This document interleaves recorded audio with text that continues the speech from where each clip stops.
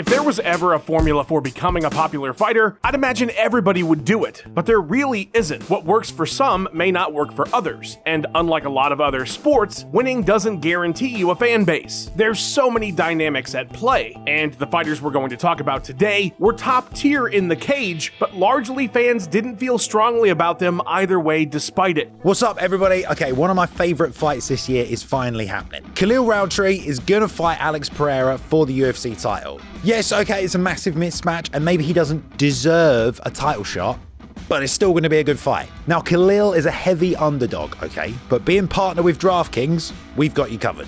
And all new customers who bet $5, you get $200 in bonus bets. And if you want, you can take that $200, use it on a same-game parlay for an even bigger payout.